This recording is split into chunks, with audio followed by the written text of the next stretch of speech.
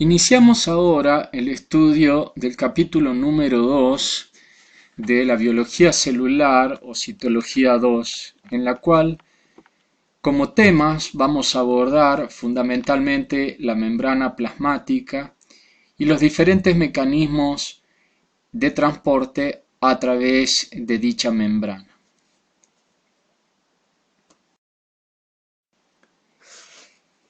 La célula, como unidad fundamental morfofisiológica de la materia viva, puede estar facilitando el aprendizaje a través de una división en tres partes principales: la membrana plasmática, el citoplasma y el núcleo, conceptos que ya hemos compartido con ustedes. Con respecto a la membrana plasmática, podemos decir que forma la superficie flexible externa de la célula y separa su medio interno del medio externo. Es quien le da identidad a la célula. Es una barrera comportándose como elemento de intercambio selectivo que regula el paso de sustancias hacia el interior y el exterior de la misma. Esta selectividad expresa la ayuda a establecer para mantener apropiadamente las actividades celulares normales en el medio interno celular. La membrana plasmática también se desempeña como con un papel importante en la comunicación entre las células y de las células con el medio externo, como ya fuera dicho. En el estudio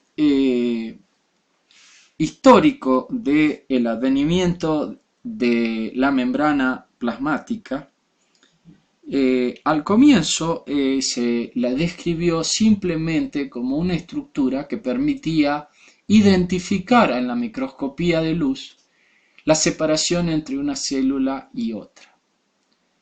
Eso, desde el punto de vista óptico, quedaba delimitado simplemente como una línea que podía o no captar las diferentes tinciones a las cuales era sometida el tejido o la célula en particular.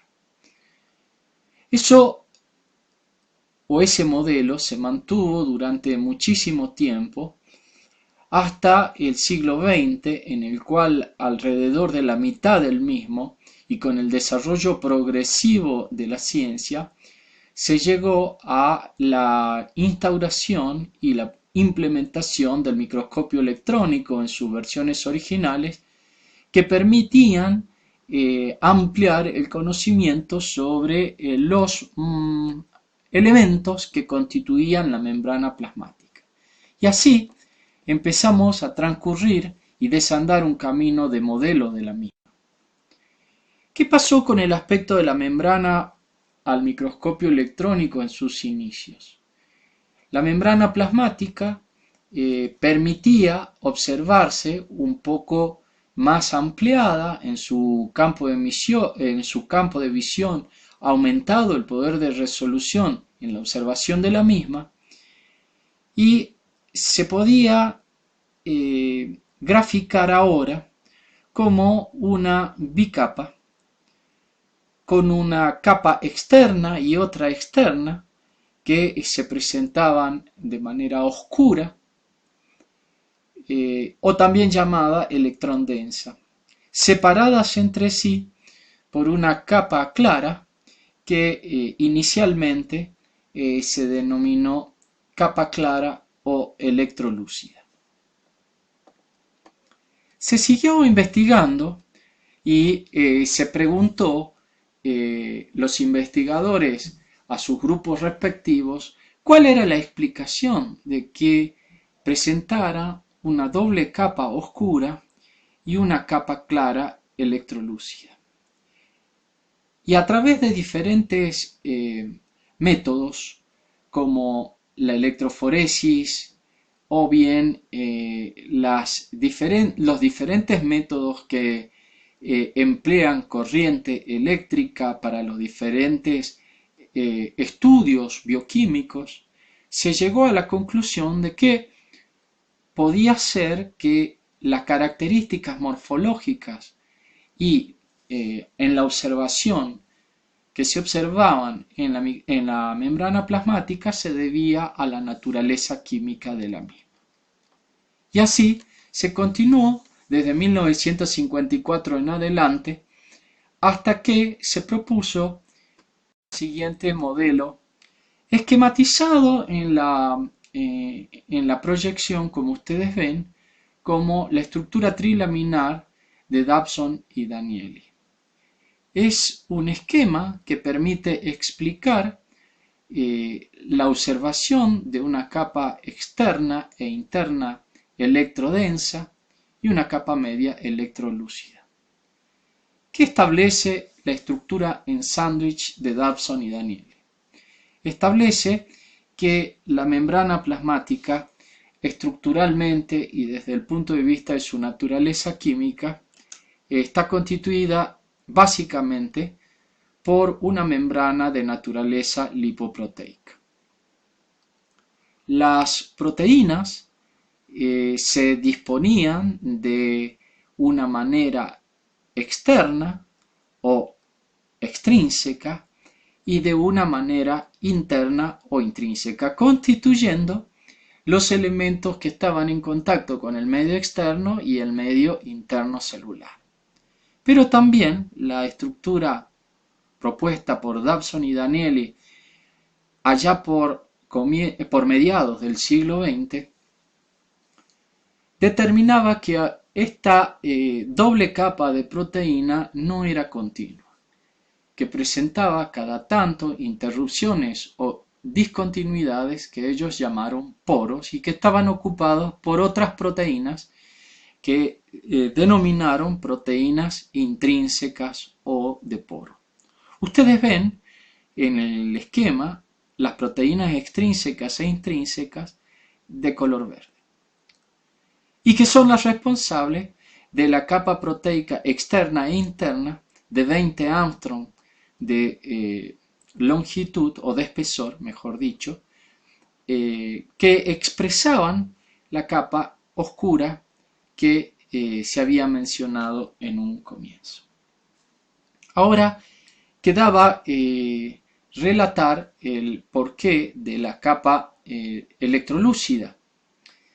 Y en realidad la capa lúcida está formado por una capa lipídica bimolecular que, dada la naturaleza química de los lípidos, están constituidos por una unión entre un grupo hidroxilo y los ácidos grasos. El grupo hidroxilo o carboxilo constituye los polos hidrófilos y se orientan hacia las proteínas, que son las cabecitas que ustedes observan en el esquema de color azul. Mientras que la cadena de los ácidos grasos se oponen y se enfrentan entre sí y constituyen los polos hidrófobos de la capa bimolecular de lípidos.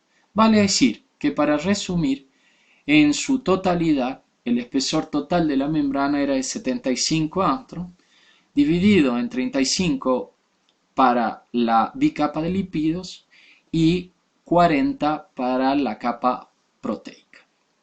La bicapa de lípidos con las características químicas de poseer, digamos, polos hidrófobos que precisamente al ser hidrófobos y tener cargas negativas se repelían unos con otros.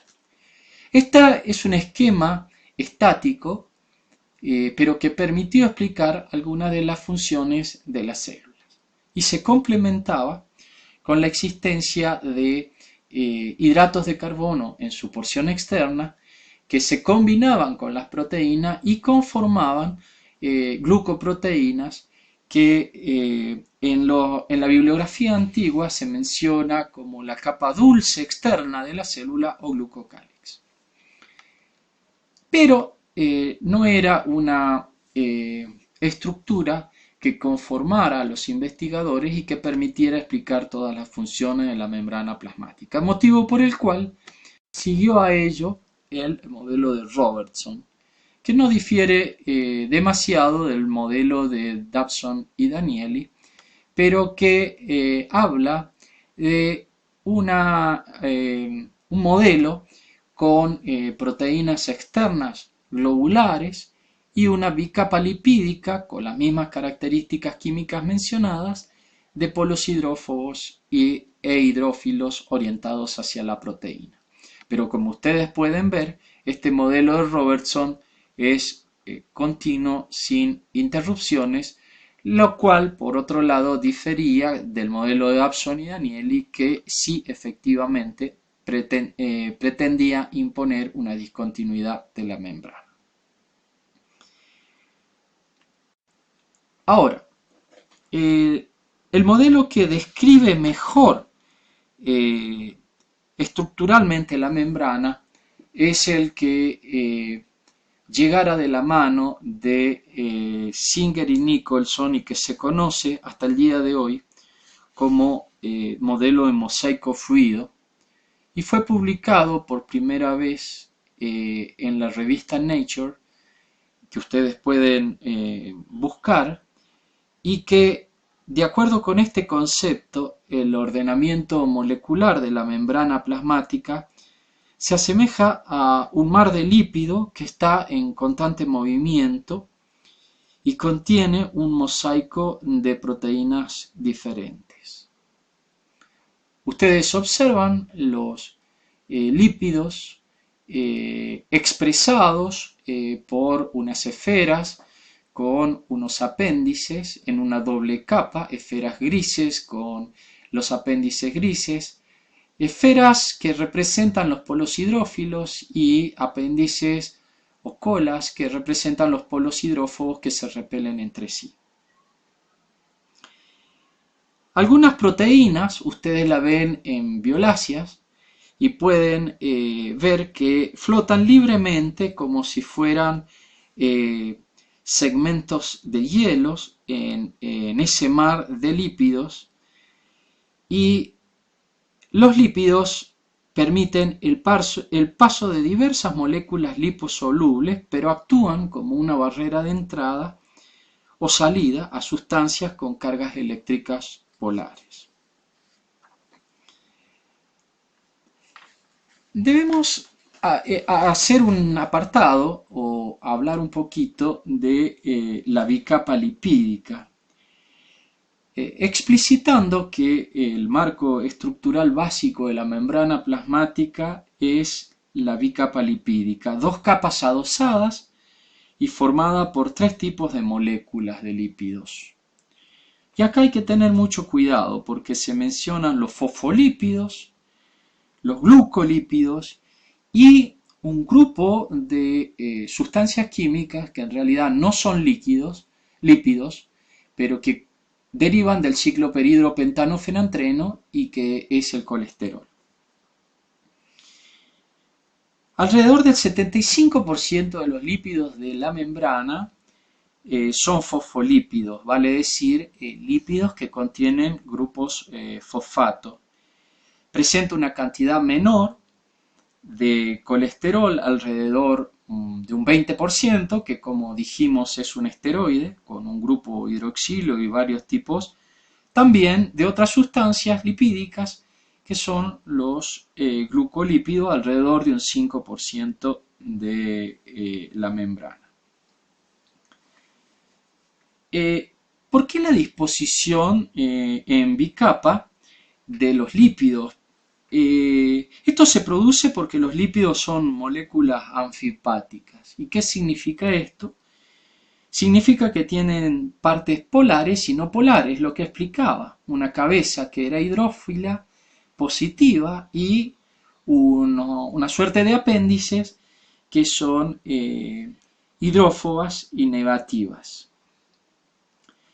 Las partes positivas y negativas, sabrán ustedes, se atraen, y las partes negativas o positivas entre sí se repelen. Las moléculas de colesterol se comportan como débilmente anfipáticas en el caso del resto de los elementos no, lipídicos no tienen demasiada significación. Ahora, con respecto a las proteínas, ya sabemos que es un mar de lípido el modelo mosaico fluido. Ahora, las proteínas.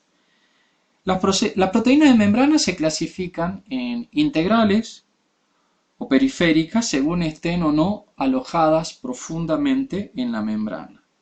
Las proteínas integrales se extienden hacia la capa lipídica o entre las colas de ácido graso y permanecen firmemente contenidas en la membrana. Mientras que la mayor parte de las proteínas integrales son proteínas transmembranas. ¿Qué significa eso? Que atraviesan el espesor de la membrana. Lo atraviesan completamente y hacen protrusión tanto en el citoplasma como en el medio extracelular.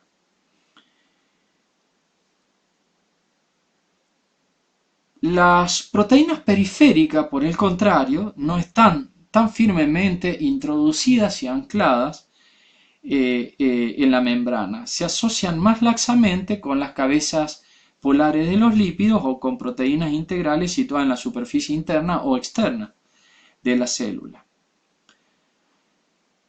Y finalmente, muchas proteínas son glucoproteínas, que ustedes también las pueden ver, que contienen un carbohidrato unido a su extremo y que se orientan hacia el líquido extracelular.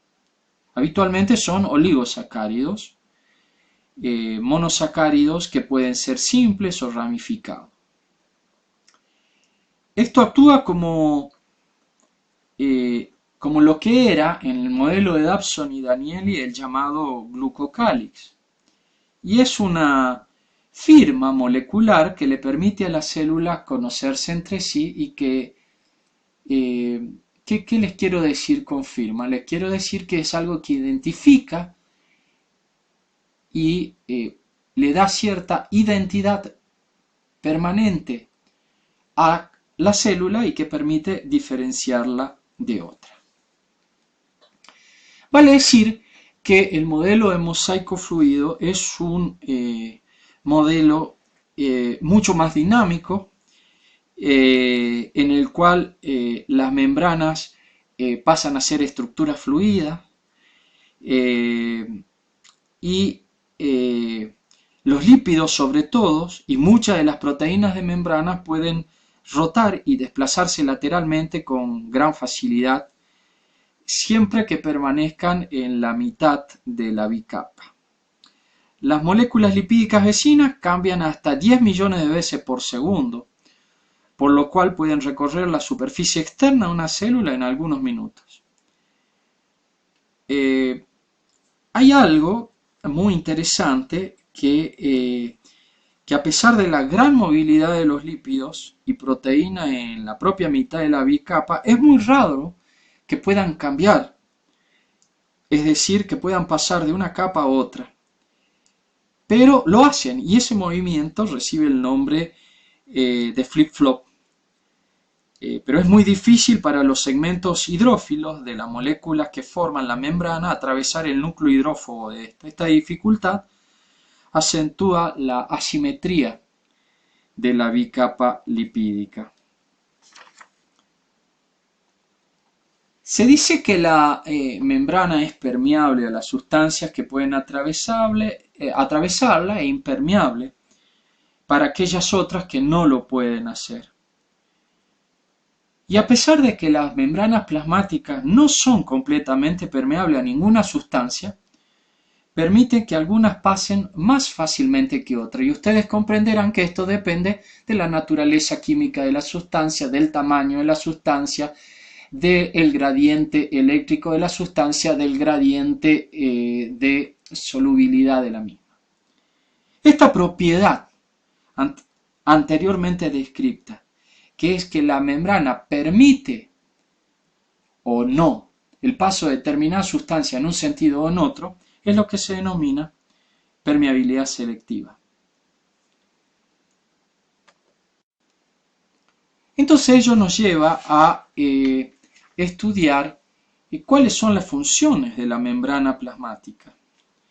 Y por lo general, los lípidos de la membrana no varían demasiado, y al contrario, las membranas de diferentes células y varios orgánulos intercelulares tienen proteínas dispuestas de manera muy diferente, pero que básicamente se comportan del mismo modo. Entonces, la membrana plasmática tiene diversas funciones que pueden esquematizarse muy simplemente en que brinda identidad a la célula, es decir, separa una célula de otra. En segundo lugar, mantiene la homeostasis del medio interno de la célula, vale decir, las condiciones en las cuales se pueden realizar las funciones celulares, manteniendo una identidad propia en el interior de la célula que se diferencia del medio externo. Pero a su vez, algunas proteínas integrales forman canales iónicos o transportadores o receptores de membranas o de proteínas de tipo enzimáticas o proteínas de fijación. La membrana plasmática básicamente se dispone como un medio que selectivamente permite el desplazamiento de sustancia en un sentido o en otro de la membrana. Y así llegamos a el desplazamiento de líquidos y sólidos a través de la membrana, o dicho de otro modo, el transporte a través de la membrana plasmática. Y el transporte de sustancia a través de la membrana plasmática es vital para la célula.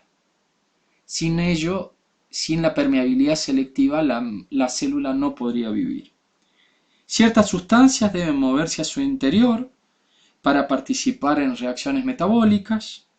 Otras que se producen dentro de la célula deben estar disponibles para su exportación o como productos metabólicos deben ser transportados fuera de ella. Y estas sustancias suelen desplazarse a través de la membrana plasmática mediante procesos que pueden clasificarse como activos o pasivos según requieran o no energía celular. En los procesos conocidos como pasivos son aquellos que se verifican sin gasto de energía. Una sustancia se mueve siguiendo su gradiente de concentración o su gradiente eléctrico y atraviesa la membrana utilizando su propia energía cinética. ¿Qué es un gradiente de concentración? Es que en un lugar está en mucha cantidad y del otro lado de la membrana en poca cantidad. Vale decir, va a ir del lugar de mayor cantidad o concentración al lugar de menor cantidad o concentración. ¿Eso cómo se llama? Gradiente de concentración. Si por el contrario, afuera hay muchas cargas positivas, sustancias con carga positiva, y adentro hay menos sustancias con carga positiva, se van a dirigir hacia adentro de la sustancia por un gradiente, que en este caso es eléctrico.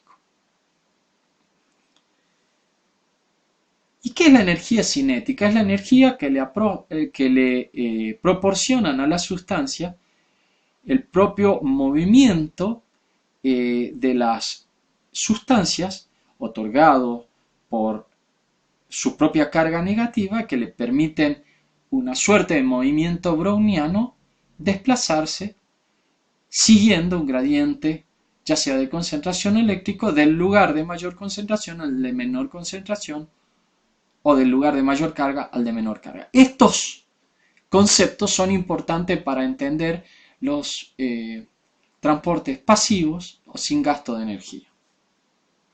Por el contrario, en los procesos activos, la energía celular se utiliza para impulsar a las sustancias en sentido opuesto, cuesta arriba, o en contra de un gradiente de concentración o un gradiente eléctrico. Vale decir, de un lugar en donde se encuentra en menor concentración debe ir a otro en que está en mayor concentración. Bueno, ese paso requiere un gasto de energía. Y la energía celular que se emplea o habitualmente implicada en estos procesos es precisamente algo que estudiamos en la clase anterior, que es el adenosín trifosfato y que se produce como producto de la respiración celular en la mitocondria. Vale decir que los procesos con gasto de energía son los procesos activos, son los fenómenos activos que van a requerir gasto de energía. Algunas sustancias simplemente atraviesan la bicapa lipídica o los canales de membrana usando su propia energía cinética, que es la energía intrínseca de las partículas, como ya dijimos. Y hay sustancias que atraviesan la membrana dependiendo del coeficiente de solubilidad de la membrana y de la estructura química de la sustancia. Una sustancia que es liposoluble atravesará más fácilmente la membrana que aquella que es hidrosoluble. Ahora, ustedes se preguntarán cuál es la sustancia que con mayor facilidad atraviesa la membrana. Y la respuesta derriba mitos, porque es el agua. Y ustedes me dirán, pero si el agua no es liposoluble, ¿cómo hace para atravesarla y ser la sustancia que más fácilmente atraviesa? Y eso es muy sencillo, comprender por qué el agua atraviesa la membrana plasmática por poros propios llamados aquaporina. Volviendo a la clasificación de los fenómenos de membrana, tenemos que decir que los fenómenos pasivos o sin gasto de energía pueden clasificarse en difusión simple o facilitada, ósmosis, filtración y diálisis. En ellos, repito,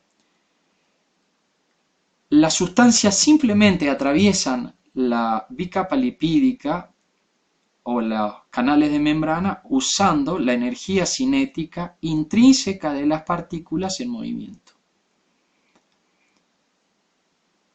Por el contrario, los fenómenos activos con gasto de energía pueden incluir la bomba de sodio y potasio, o bien los pasos o fenómenos de transporte a través de la membrana para aquella sustancia o aquellas moléculas que por su tamaño no pueden atravesarla siguiendo los mecanismos antes descritos y tienen que emplear mecanismos para grandes moléculas.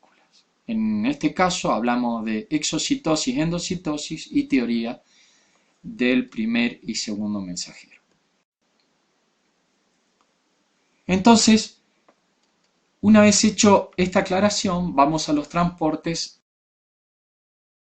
biofísicos a través de la membrana plasmática y volvemos a repercutir en las clasificaciones, en donde vemos que los transportes de moléculas de baja masa molecular pueden transportarse a través de transporte pasivo, sin gasto de energía, difusión simple, difusión facilitada, o por transporte activo con gasto de energía, bomba de sodio-potasio u otras bombas. Mientras que los transportes de moléculas de elevada masa molecular ingresan por endocitosis, que incluye una serie de mecanismos como la fago, la pinocitosis o mediado por un receptor primer y segundo mensajero, o bien otros mecanismos como la exocitosis y la transitosis que ustedes observan en la proyección. Para el transporte de pequeñas moléculas. Para el transporte de pequeñas moléculas se utilizan los transportes sin gasto de energía o pasivos. Y el transporte puede ser pasivo, como ustedes ven en el gráfico, básicamente cuando no requiere de gasto de energía y el pasaje de la bicapa lipídica se produce a través de la misma o de los poros siguiendo el movimiento cinético de las partículas, de un lugar de un desplazamiento siguiendo el gradiente de concentración o el gradiente eléctrico. Y el transporte pasivo puede ser simple, si no intervienen proteínas de membrana, o facilitada como aquellos en los cuales intervienen proteínas asociadas a la membrana o proteínas estructurales de membrana que permiten, a la manera de un transportador precisamente, llevar una molécula de un lugar a otro. Y el transporte de pequeñas moléculas también puede hacerse en contra de un gradiente de concentración o en contra de un gradiente electroquímico, pero para que ello ocurra, ya el transporte deja de ser pasivo sin gasto de energía y pasa a ser transporte activo con gasto de energía. Es el caso de las bombas de sodio y potasio y otras bombas. La difusión simple.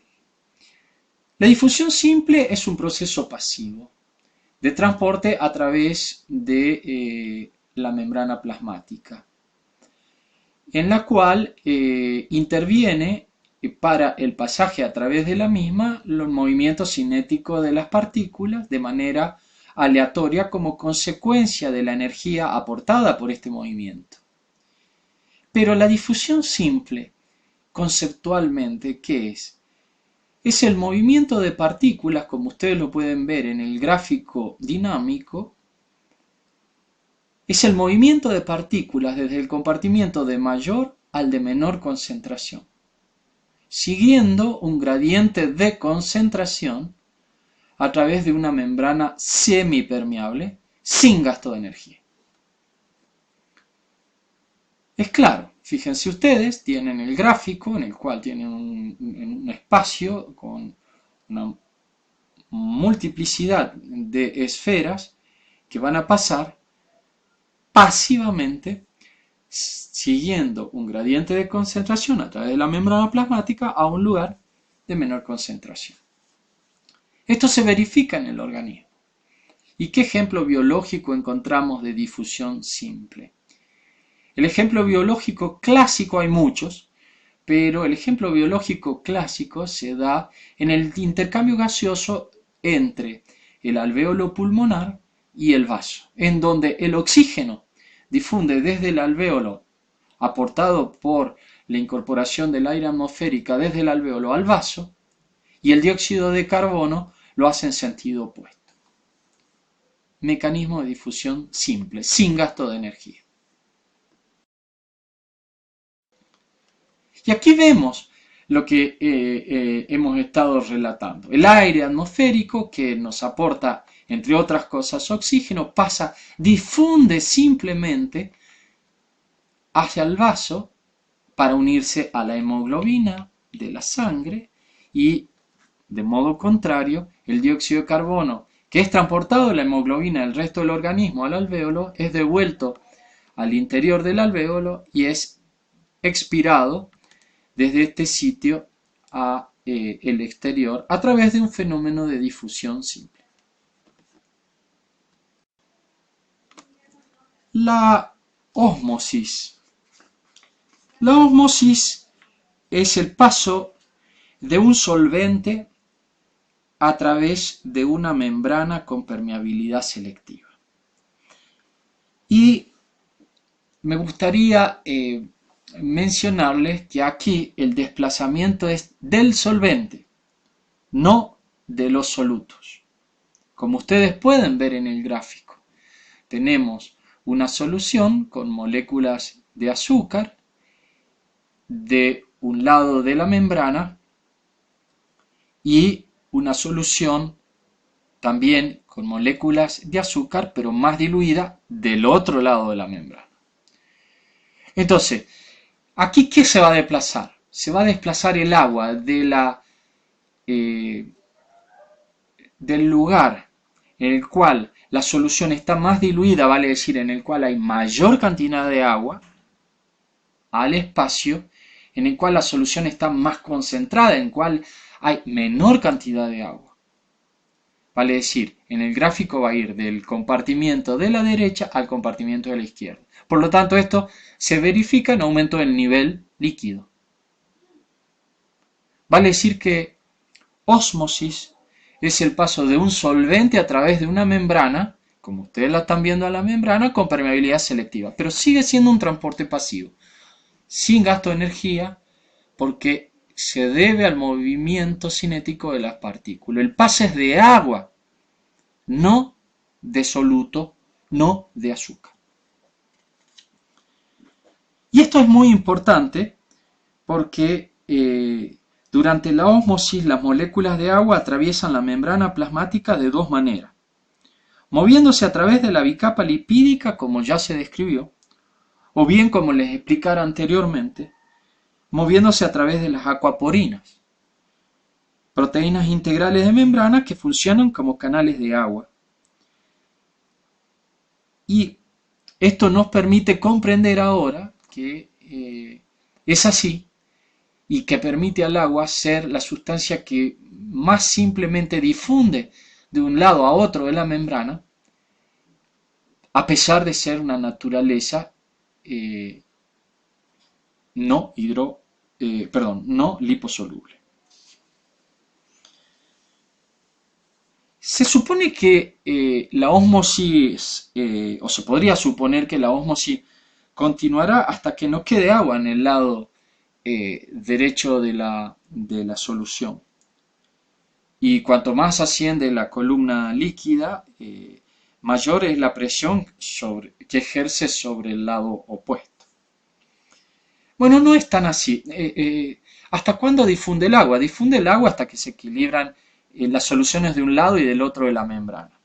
Y esa presión que ejerce el aumento del líquido de un lado sobre el otro se denomina presión hidrostática, presión osmótica. Volveremos sobre ella muy frecuentemente sobre ella. Entonces, fíjense ustedes lo que es un medio hipotónico o diluido y un medio hipertónico concentrado. Y fíjense que en el medio hipotónico se observan las esferas azules, que son las que se van a desplazar hacia el medio hipertónico, aumentando el nivel líquido. Vale decir, de nuevo, en ósmosis el movimiento es del solvente y no del soluto. ¿Cuál es la aplicación biológica en el caso de ósmosis? Las células, como el caso del glóbulo rojo, que se sumergen en soluciones de diferente tonicidad. La tonicidad de una solución es una medida de la capacidad de esa solución para modificar el volumen de la célula mediante la alteración de su contenido de agua. Entonces, si yo someto un glóbulo rojo a una solución hipotónica, en donde la solución está más diluida que el propio glóbulo rojo, entra el agua al glóbulo y finalmente ocurre que el glóbulo aumenta tanto de volumen que termina fragmentándose, es decir, hemoliza o se destruye. Si coloco el glóbulo rojo en una solución de la misma concentración que el medio interno del glóbulo rojo, es natural que haya un equilibrio y que no haya intercambio de solvente.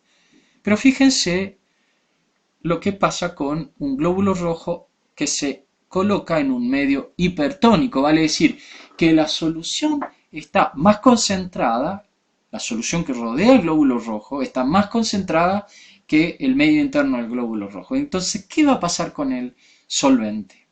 El agua del interior del glóbulo rojo sale hacia la solución y se produce una retracción del mismo. Y esto ocurre en el organismo en diferentes situaciones, como pueden ser situaciones de deshidratación o hiperhidratación que estudiaremos oportunamente. La difusión facilitada. En este caso, los solutos que son demasiado polares o demasiado cargados eléctricamente para poder difundir a través de la bicapa lipídica, o son demasiado grandes para difundir a través de los canales de la membrana, pueden atravesarla por medio de la difusión facilitada. En este caso, el soluto o la sustancia se une a un transportador específico ubicado, como ustedes pueden ver, de un lado de la membrana. Y es luego liberado del otro lado después de que el transportador sufre cambios morfológicos espaciales. Es el paso de moléculas a través de proteínas transportadoras o carriers o permeasas que permiten el paso de estas moléculas desde un lado al otro de la membrana. ¿Y esto qué ejemplo clásico tenemos para la difusión facilitada? El ejemplo clásico que se describe es el transporte de glucosa que se encuentra en una alta concentración fuera de la célula en el intestino delgado, fuera del enterocito, y debe ser incorporada al interior del enterocito. Entonces, utiliza un carrier o transportador asociado al sodio y la glucosa es transportada desde el exterior al interior, donde es menor su concentración, y así se absorbe glucosa en la célula intestinal del intestino delgado, valga la redundancia. Ahora, ¿cuáles son las características de la difusión facilitada? Primero, es un transporte pasivo, sin gasto de energía. Segundo, es a favor de un gradiente, un lugar de mayor concentración o uno de menor concentración. ¿Cuáles son las diferencias respecto a lo que venimos viendo? Utilizan proteínas permeasas o transportadora o carrier y es saturable, vale decir, llega un momento en que se detiene porque se satura.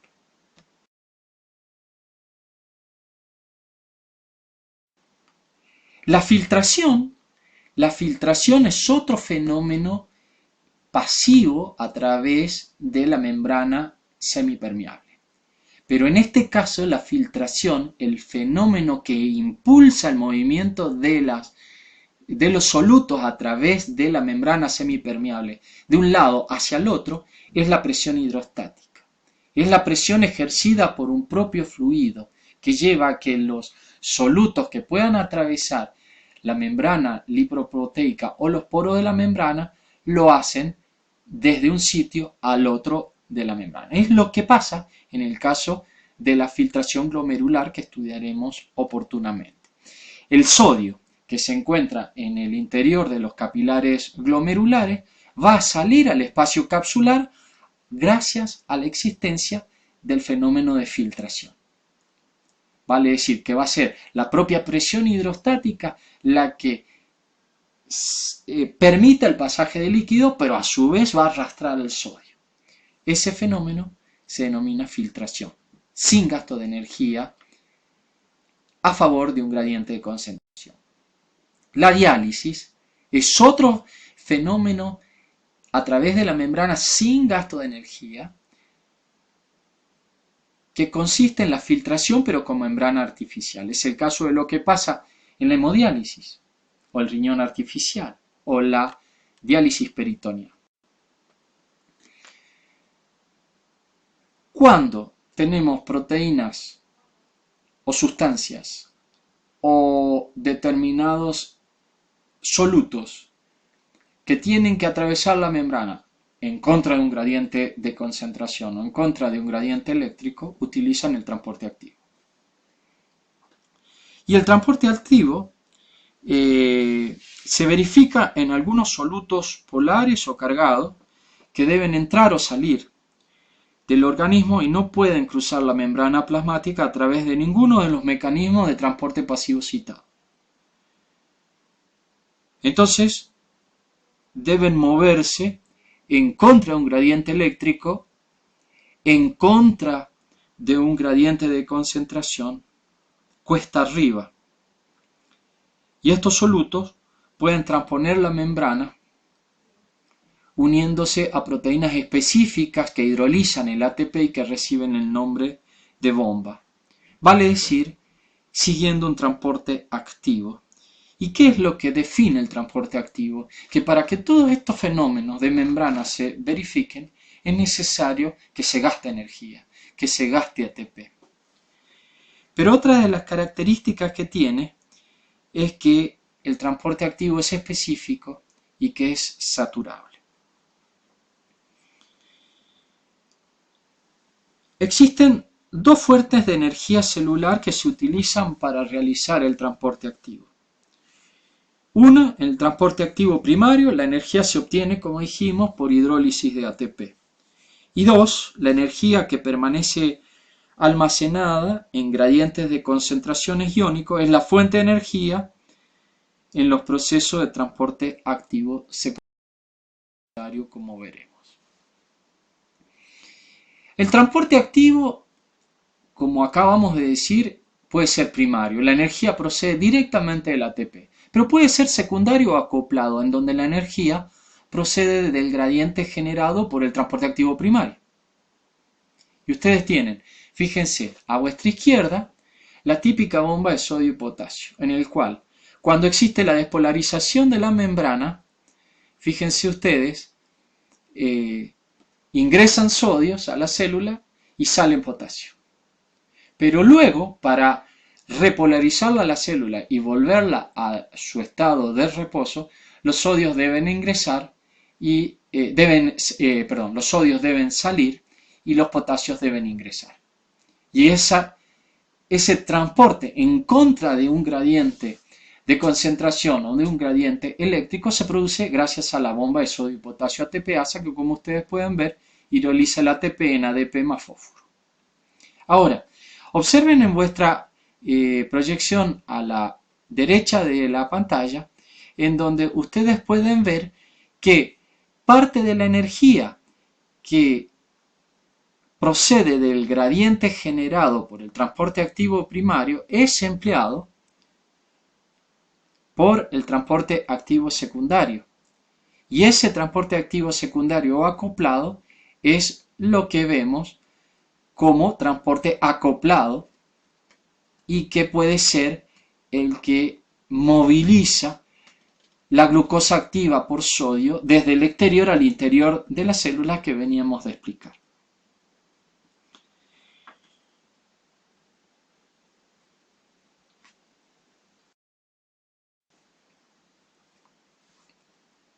Otro tema importante es comprender que existen sustancias de mayor tamaño molecular o bien de una alta carga polar positiva, negativa, que impide que la membrana pueda ser atravesada por estos solutos o por estas sustancias. Habitualmente las sustancias de mayor peso molecular emplean otros medios como son los de endocitosis, por ejemplo, en donde es un soluto que, mediado por receptores a través de la fagocitosis o pinocitosis, ligandos específicos permiten que la membrana celular englobe determinadas sustancias y las incorpore a manera sólida o gota de líquido en el interior celular. Fíjense que es un proceso en el cual la membrana plasmática se invagina, luego se adhiere en sus extremidades luminales y queda finalmente incorporado como un endosoma o vesícula en el interior de la vesícula, en el interior de la célula. Las sustancias pasan a la célula en una vesícula formada por la propia membrana plasmática. La exocitosis es diferente. La exocitosis es la exportación. Las partículas de gran tamaño muchas veces son producidas en el interior de la célula o son producto del metabolismo celular que deben salir. Entonces lo hacen en forma de una vesícula que vierten su contenido en el exterior. Y finalmente me gustaría hablar de la teoría del segundo mensajero, en el cual ya no es el problema muchas veces el tamaño de la molécula, o sí, pero aquí también interviene el coeficiente de solubilidad, la naturaleza química de la sustancia, en donde, como en el caso de que ustedes pueden ver, la teoría del segundo mensajero surge a partir de un primer mensajero. ¿Y quién es el primer mensajero? La hormona. La hormona es el primer mensajero que trae una orden desde el sitio donde se produjo a una célula blanco. Y ese mensaje debe ser interpretado y producido en el interior de la célula, pero la hormona no puede ingresar, ya sea por su tamaño o bien por su naturaleza química fundamentalmente. Entonces, esa hormona o ese primer mensajero se une a una proteína receptora en la membrana y esa proteína, al unirse, tiene una capacidad enzimática habitualmente aportada por una proteína G, que de inactiva se transforma en activa. ¿Y qué hace esa proteína G? Hidroliza el ATP. ¿En qué? En ADP más AMP cíclico. Y el AMP cíclico es quien toma a su cargo el mensaje traído por la hormona. Vale decir, el AMP cíclico se transforma en el segundo mensajero. Y ese segundo mensajero es quien va a llevar al interior de la célula el mensaje. Que el mensaje puede ser la activación de quinasa, la apertura de canales celulares o la activación de enzimas, ya sea todos fenómenos para producir mayor síntesis proteica o para generar alguna reacción celular, como por ejemplo el caso de la contractilidad de una célula. Explicamos. Y la bomba de sodio y potasio en el caso de el potencial de acción, en el cual se produce una entrada de sodio, una salida de potasio y luego la bomba de sodio y potasio con gasto de energía que le aporta fundamentalmente el ATP va a permitir la salida en sentido. Finalmente, quiero sugerirles la bibliografía para que puedan estudiar adecuadamente esta parte de la biología celular.